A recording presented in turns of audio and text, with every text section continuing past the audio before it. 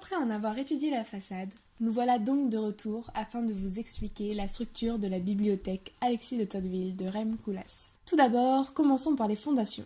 Le bâtiment se trouvant sur la presqu'île de Caen, il est en présence d'un sol peu stable. En effet, cette presqu'île a été construite au fur et à mesure des siècles à l'aide de remblais accumulés.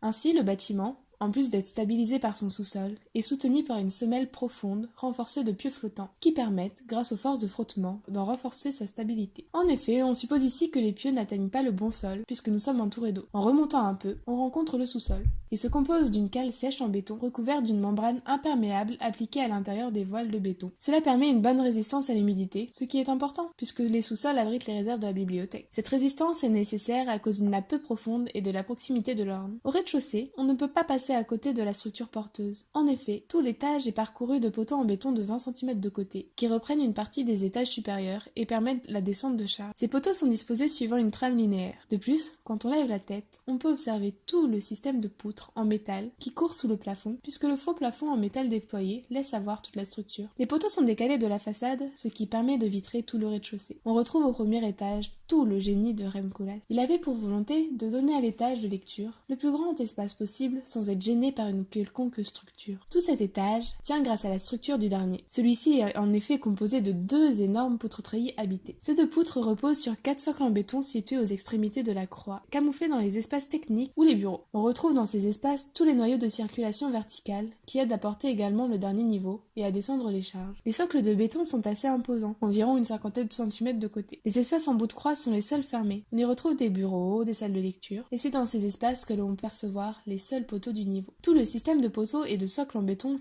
soutient les poutres treillis et virandelles, mais celles-ci sont camouflées par le faux plafond, qui est cette fois fait de métal perforé. De plus, on retrouve à cet étage des fenêtres bombées, simplement séparées par des joints en silicone, qui permettent de répartir les efforts du vent, et ainsi y résister plus facilement. Elles ont également un rôle porteur. Toute la structure porteuse est invisible aux yeux de n'importe quel lecteur, n'y prêtant pas attention. Ainsi, le but de l'architecte est bien atteint. Enfin, comme dit précédemment, le dernier étage est une double poutre treillie de 96 et 80 mètres de long par 20 de large. C'est là tout le principe du bâtiment. Il fonctionne comme deux ponts qui se croisent, il agit comme le tablier d'un pont, il offre un soutien structurel. La structure poutre treillis est visible à cet étage. Rem Koolhaas n'a pas tenté de la camoufler. On voit bien les poteaux de métal en forme de I, ainsi que les contreventements qui la composent. À cet étage, et comme au rez-de-chaussée, le faux plafond est en métal déployé, et donc tout le système de poutres est de nouveau visible. Pour ce qui est de la construction, les éléments des poutres treillis ont été faits en atelier, puis assemblés sur le sol du premier niveau, pour qu'ensuite l'étage puisse être levé par des vérins et posé sur les noyaux porteurs. Contrairement au premier étage, libre de tout système porteur visible,